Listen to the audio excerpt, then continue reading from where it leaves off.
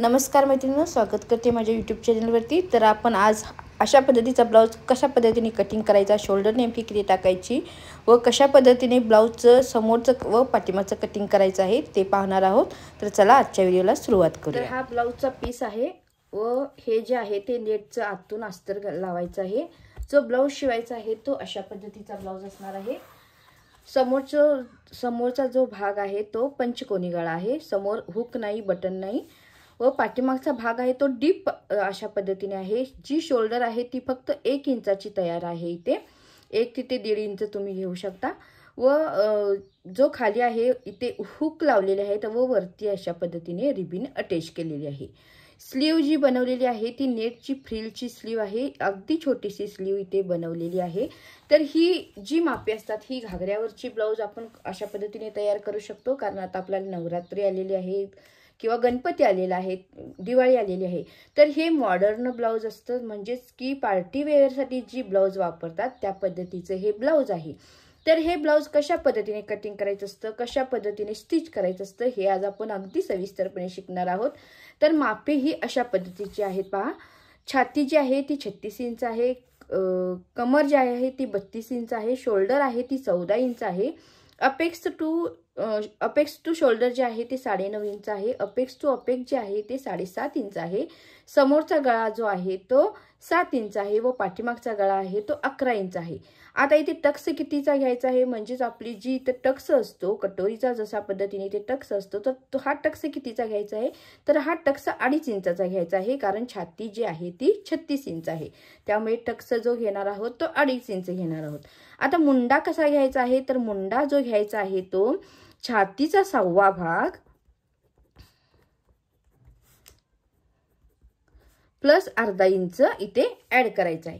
तर छातीचा 1/2 भाग इथे 6.36 म्हणजे 6 इंच छाती, म्हणजे 1/2 भाग आला पूर्ण छातीचा, प्लस त्यामध्ये अर्धा इंच ऍड करायचा आहे, कारण गळा डीप आहे। जर गळा डीप नसेल तर आपण छातीचा 1/2 भाग प्लस 1 इंच घेतला असतो, तर इथे गळा डीप आहे त्यासाठी आपण छातीचा 1/2 भाग प्लस अर्धा इंच, म्हणजेच आपण इथे मुंडा जो टाकणार आहोत तो 6.5 इंच टाकणार आहोत व मुंड्याला जो टक्स देणार आहोत, म्हणजेच इथून जर आपली क्रीज घालवायची असेल तर हा क्रीज घालवण्यासाठी आपण काय करायचं असतं, तर जो तुमची छाती घेतलेली आहे म्हणजेच टक्स जो घेतलेला आहे तो 2.5 इंचाचा आहे, तर 2.5 इंचाचा टक्स त्याचा निम्मा करायचा आहे। तर त्याचा निम्मा जो येईल तो 1.25 इंच येईल, तर 1.25 इंच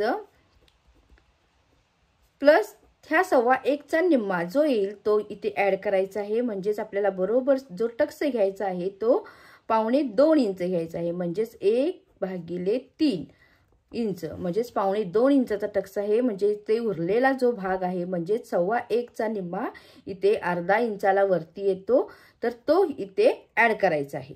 अशा पद्धतीने आपण जी इथे घेणार आहोत ते अगदी परफेक्ट पद्धतीने शिकणार आहोत, कुठेही एक सुद्धा क्रीज आली नसली पाहिजे अशा पद्धतीने शिकायचं आहे।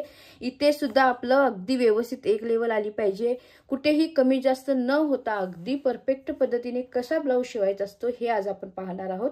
कारण कितीही व्यवस्थितपणा जर ब्लाउजला असेल तरच तुमची कस्टमर वाढत असतात, तरच तुमचं ब्लाउज जे असतं तर 4 चौघींच्यात उठून दिसतं व कोण शिवलं अशा पद्धतीने विचारलं जातं।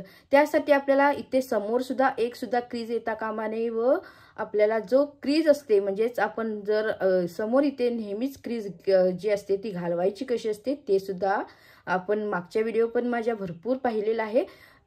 ही जी पद्धत आहे ती ह्याच पद्धतीने आपण ब्लाउज जे आहे ते इथे कट करणार आहोत। तर चला आजच्या व्हिडिओला आपण सुरुवात करूया। आता शोल्डर किती घ्यायचे आहे तर पहा, आता गळा डीप आहे तर समोरची शोल्डर जी आहे ती पूर्ण शोल्डर जी आलेली आहे ती 14 इंच आहे। तर 14 मधून आपल्याला इतकी पूर्ण शोल्डर घ्यायची कधी, तर ज्यावेळेला गळा आपला पॅक असेल, म्हणजेच बोट नेक असेल किंवा पॅक असेल 3 इंचाच्या आत असेल तर तुम्ही 14 इंच इथे शोल्डर पूर्ण घेऊ शकता। पण आपल्याला समोरचा गळा डीप करायचा आहे तर शोल्डर मधून आपल्याला इथे 3 इंच वजा करायचा आहे। तर 3 इंच वजा केल्यानंतर 11 इंच समोरची शोल्डर असेल व पाठीमागची शोल्डर जी अशी घ्यायची आहे, पाठीमागची शोल्डर घेत असताना आपण 14 वजा जिथे आपल्याला पहा इथे डीप गळा करायचा आहे, त्यामुळे शोल्डरमधून आपल्याला पुन्हा वजा करावं लागेल. तर शोल्डरमधून 3 इंच न वजा करता इथे शोल्डरमधून 4 इंच वजा करायचं आहे. म्हणजेच आपल्याला इथे 10 इंच पाठीमागचे शोल्डर घ्यायचं आहे. तर आपण हे कशा पद्धतीने करायचं आहे ते तुम्हाला अगदी सविस्तरपणे सांगते. चला तर मग आजच्या व्हिडिओला आपण सुरुवात करूया. आता शोल्डर किती आलेले आहे, तर आता शोल्डर जी आलेली आहे ती इथे आपण समोरची 11 आलेली आहे. तर 11चा निम्मा आपण 5.5 इंचावरती इथे खूण करणार आहोत व ही रेष अशा पद्धतीने आखून घेणार आहोत. तर ही झाली आपली शोल्डर. आता शोल्डर 5.5 इंच घेतलेली आहे इथे. आता इथून पहा आपल्याला शोल्डरचा मुंडा घ्यायचा आहे. तर तो मुंडा किती घ्यायचा आहे, तर मुंडा आपल्याला 6.5 इंच घ्यायचा आहे. म्हणजे छातीचा 1/2 भाग प्लस अर्धा इंच, म्हणजे इथे 6.5 वरती एक पॉइंट करायचा आहे. इथे जितकं आलेलं आहे 5.5 इंच, इथे सुद्धा 5.5 इंच आहे का एकदा चेक करायचं आहे व इथून ही रेष आखून घ्यायची आहे.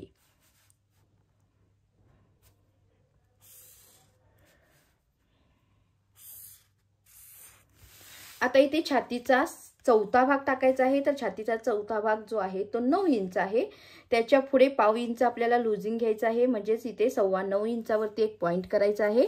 त्याच्या पुढे 2 इंच शिलाई मार्जिन ऍड करायचं आहे. म्हणजेच ही जी आपली लाईन झाली ती आपली चेस्टची लाईन झाली. आता इथे कमरेची उंची टाकायची आहे. तर पूर्ण उंची जी घ्यायची आहे ते तुमच्या आवडीनुसार घेऊ शकता. इथे 13.5 इंच उंची आलेली आहे. तर प्लस मी त्यामध्ये अर्धा इंच ऍड करते. तर इथे मी 14.5 इंचावरती उंची घेतलेली आहे. आता ही रेष आखून घेतलेली आहे.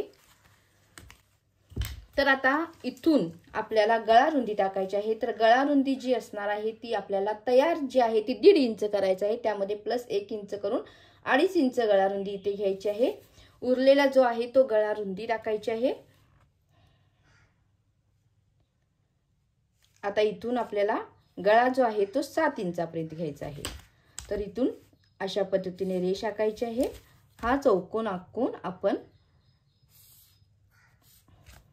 आता इथे गळ्याची रुंदी पहा 3 इंच आलेली आहे, कारण आपल्याला असा पसरट गळा बनवायचा आहे.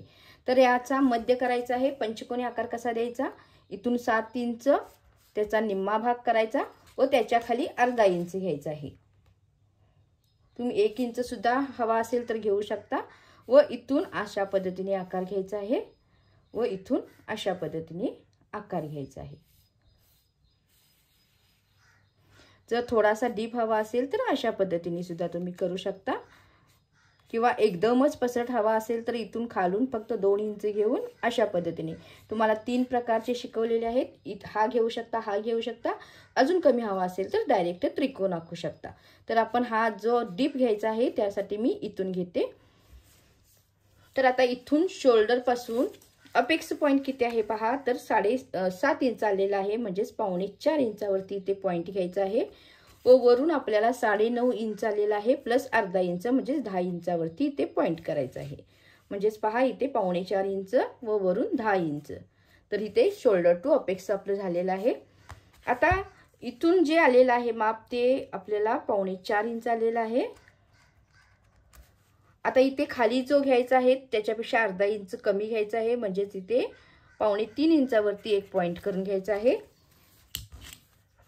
व ही रेष ह्या रेषेला अशा पद्धतीने जोडायची आहे. आता ही आपली रेष जोडली. इथून आपल्याला 2.5 इंचाचा टक्स घ्यायचा आहे. तर इथे आपण 2.5 इंचाचा टक्स घेतला. त्यानंतर ही रेष पुन्हा आपण इथे अशा पद्धतीने जोडून घेतली. आता आपल्याला कमरेचं माप टाकायचं आहे. तर कमरेचं माप टाकत असताना काय करायचं, तर हा पॉइंट ह्या पॉइंटवरती अशा पद्धतीने पकडायचा आहे व कमरेचा 4था भाग टाकायचा आहे. तर कमरेचा 4था भाग, कंबर जी आहे ती 32 आलेली आहे. तर कमरेचा 4था भाग 8 इंच येईल. त्याच्या पुढे 2 इंच शिलाई मार्जिन ऍड करायची आहे. आता ही रेष ह्या रेषेला अशा पद्धतीने जोडायची आहे व ही रेष आपली फिटिंगची असणार आहे. म्हणजे ही रेष मारला म्हणजे आपण आपला ब्लाउज अगदी परफेक्ट फिटिंग होईल. आता इथून पहा 1/2 इंच मुंड्याला आकार घ्यायचा आहे व इथून 1/2 इंच बाहेरून आकार घ्यायचा आहे. तर हा आकार जो आहे तो अशा पद्धतीने जोडायचा आहे।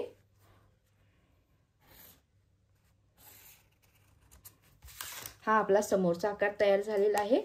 आता इथून आपल्याला अर्धा इंचावरती एक पॉइंट करायचा आहे। सर्व मापे मी जशा पद्धतीने सांगत आहे त्याच पद्धतीने टाकण्याचा प्रयत्न करा। आता पट्टी अशा पद्धतीने ठेवा, जशा पद्धतीने तिरकी जात आहे अशी एक रेष आखून घ्या। त्यानंतर काय करा की ही आपण जे माप टाकलेलं आहे ते आपल्याला याचा निम्मा घ्यायचा आहे, म्हणजे 2.5चा निम्मा जो येईल तो 1.25 इंच येईल। तर इथे 1.25 इंचावरती मार्किंग करा। त्याच्यानंतर ह्या 1.25चा फोल्ड करा व फोल्ड जो आलेला आहे त्याच्यावरती एक पॉइंट करा। आता वरती जो पॉइंट आलेला आहे त्या पॉइंट पासून ह्या पॉइंटला अशा पद्धतीने तिरकी रेष आखून घ्या। त्यानंतर काय करा की इथून आपल्याला अर्धा इंच खाली घेऊन 1.25 इंचावरती एक पॉइंट करायचा आहे। 1.25 इंच कशा पद्धतीने, तर याचा निम्मा घेतलेला आहे, आडवा सुद्धा याचा निम्मा घेतलेला आहे। तर हा पॉइंट सुद्धा अशा पद्धतीने जोडायचा आहे। आता आपल्या ह्या दोन रेषा ज्या आहेत व ह्या दोन रेषा आहेत त्या चेक करून घ्यायच्या आहेत व समान करून घ्यायच्या आहेत। आता ही रेष पहा किती इंचाची आलेली आहे, तर 5.25 इंचाची आलेली आहे। ही रेष अशाच पद्धतीने इथे पकडून इथे 5.25 इंचला एक पॉइंट करून घ्यायचा आहे। आता हा जिथे पॉइंट आलेला आहे म्हणजेच इथून जो पॉइंट तयार झालेला आहे तिथून एक सरळ रेष आखायची आहे अशा पद्धतीने। आता हा जो काटकोन तयार झालेला आहे तिथून आपण अशा पद्धतीने आकार द्यायचा आहे। हा आपला मुंड्याचा आकार तयार होईल। आता ही सुद्धा रेष जी आलेली आहे ही चेक करायची आहे। तर इथे पहा 4.5 इंच आलेले आहे। आता इथून आपल्याला थोडासा प्रिन्सचा आकार द्यायचा आहे, अशा पद्धतीने प्रिन्सचा आकार द्यायचा आहे। इथून घ्यायचा आहे आकार।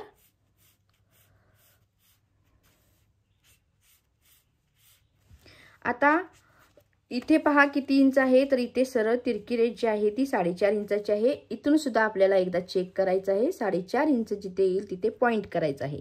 आता इथे अर्धा इंच एक्स्ट्रा झालं होतं, तर इथे अर्धा इंच आहे। तर ह्या अर्धा इंच रेषेमधून इथून अशा पद्धतीने तिरकी रेष आखायची आहे, म्हणजेच कमीत कमी अर्ध्याचा पुढे इथे 1 इंच आपोआप कमी होतो। पाहू शकता इथे 1 इंच कमी झालेला आहे। आता इथून सुद्धा आपल्याला अर्धा इंचावरती पॉइंट करायचा आहे व हे सुद्धा कमी करायचं आहे आपल्याला अशा पद्धतीने। आता ही जी झाली ती आपले कटिंग तयार झालेलं आहे। आता फक्त आपण कटिंग करताना कशा पद्धतीने करायचं आहोत हे पाहणार आहोत। आता पहिल्यांदा सरळ जी रेष आहे ती कट करायची आहे। नंतर हा मुंडा जो आहे तो इथून अशा पद्धतीने कट करायचा आहे, थोडासा अंतर सोडून। त्यानंतर इथून जे आहे ते अशाच पद्धतीने जसं आपण आखलेलं आहे त्या पद्धतीने कट करायचं आहे। इथून ही सुद्धा आपण त्याच पद्धतीने कट करणार आहोत। आता आपल्याला क्रीज मायनस करायची आहे। तर पहा ही रेष आणि ही रेष अशा पद्धतीने याच्यावरती जोडायची आहे। पाहू शकता अगदी मुंडा जो आहे तो अगदी परफेक्ट पद्धतीने इथे तयार झालेला आहे। तर आता हे जे आहे ते आपण इथे ग्लूच्या साहाय्याने किंवा तुम्ही टाचणी मारून सुद्धा इथे चिटकवू शकता। तर मी ग्लूच्या साहाय्याने इथे मुंड्याची क्रीज जी आहे ती इथे कमी करते। आता हा आकार जो आहे तो मुंड्याचा अशा पद्धतीने द्यायचा आहे। इथे तुमची क्रीज जी येणार होती ती समोरची क्रीज तुमची मायनस झाली आहे। आता हा समोरचा आकार तयार झालेला आहे। आता इथून पंचकोनी गळ्याला अशा पद्धतीने आकार द्यायचा आहे।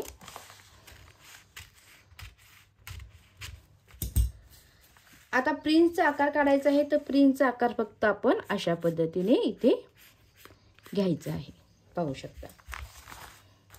आता हा आकार आपण इथून कट करणार आहोत।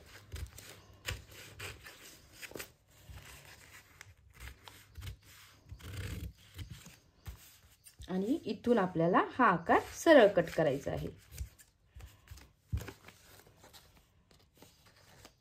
आता इथे फ्रंटचं कटिंग जे आहे ते तयार झालेलं आहे। आता आपण बॅकचं कटिंग करणार आहोत। आता फ्रंटच्या कटिंग मध्ये वाढवायचं काय आहे, तर पहा इथे आपल्याला फक्त 1/2 इंच वाढवून घ्यायचं आहे। इकडच्या साईडला शिलाईमध्ये इथं 1/2 इंच वाढवायचं आहे व इकडच्या साईडला शिलाईमध्ये 1/2 इंच वाढवायचं आहे, कारण जेवढा आपण शिलाई मारणार आहोत तेवढा आपण अंतर सोडून इथे वाढवून घ्यायचं आहे। तर आता बॅकचा पार्ट दाखवते कशा पद्धतीने कटिंग करायचं आहे।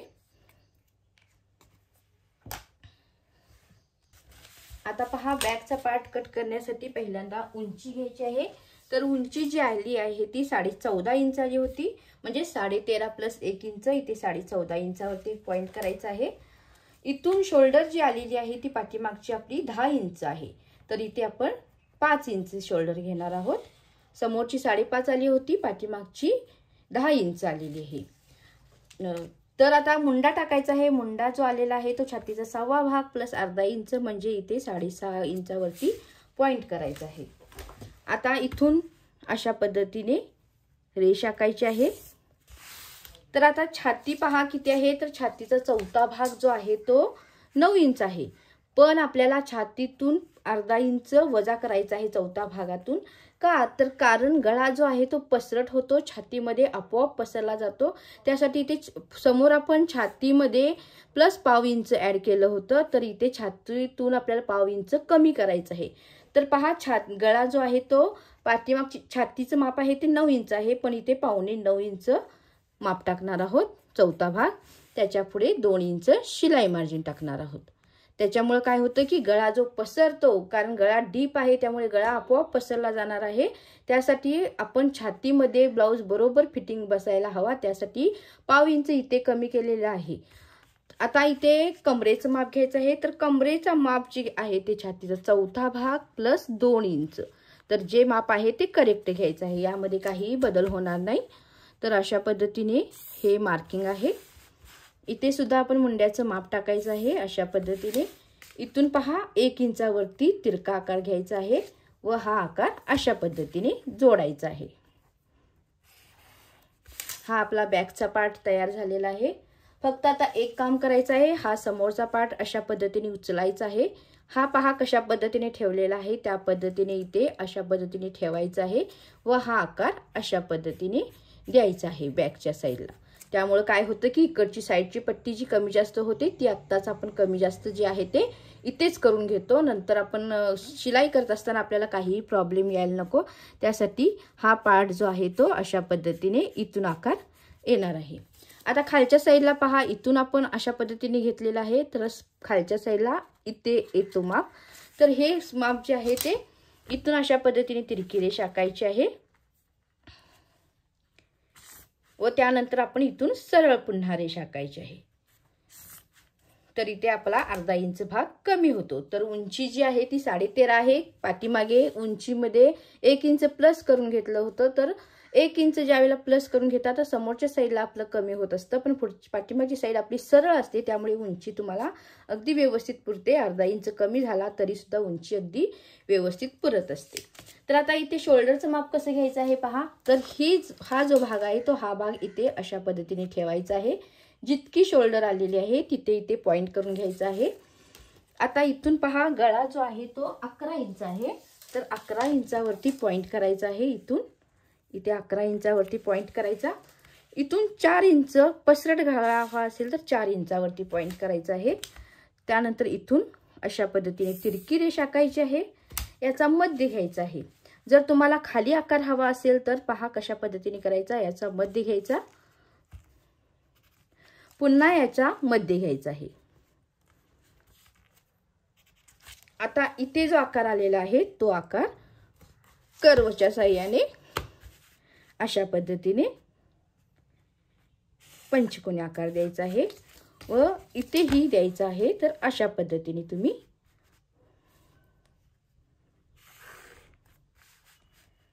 म्हणजे तुमचा शोल्डर उतरणार नाही, अगदी माप परफेक्ट येईल।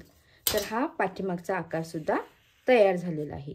अजून डीप हवा असेल तर तुम्ही अजून डीप घेऊ शकता, पण मी ते अगदी जितका हवा आहे पसरट, कारण घातल्यावरती अगदी पसरला जातो गळा, त्यासाठी मी हा गळा घेतलेला आहे। तर याचं कटिंग कसं करायचं ते दाखवते।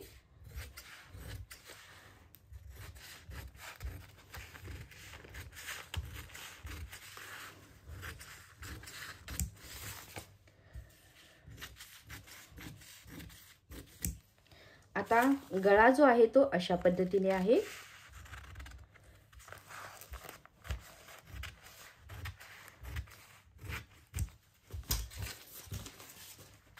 आता इथे गळा पाहू शकता किती डीप झालेला आहे, तुमच्या लक्षात येईल। पहा शिवल्यानंतर तो पुन्हा पसरला जातो, त्यामुळे आपोआपच ही शोल्डर सुद्धा आहे ती इतकी तुमची शिवून कमी होणार आहे. इथून शिवायची आहे, त्यामुळे शोल्डर जी आहे ती फक्त 1.5 इंच शिल्लक राहणार आहे.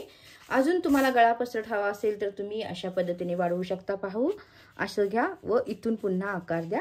एक साईडला आकार दिलात म्हणजे पुन्हा इथून अशा पद्धतीने आकार जो आहे तो आपोआप वाढला जातो. जर तुम्हाला डीप हवा असेल तर, जर डीप अजून एवढाच बस झाला असेल तर तुम्ही एवढाच ठेवू शकता. आता पहा हा गळा घेतलेला आहे. इथून अशा पद्धतीने पुन्हा गोलाकार किंवा स्केलच्या साहाय्याने तुम्ही इथे आकार देऊ शकता. अशाही पद्धतीने तुम्ही अगदी तुम्हाला छान हवा असेल तर तुम्ही स्केलचा वापर करा इथे अशा पद्धतीने, म्हणजेच तुमचा जो गोलाकार आहे तो पुन्हा इथे छान तयार होईल.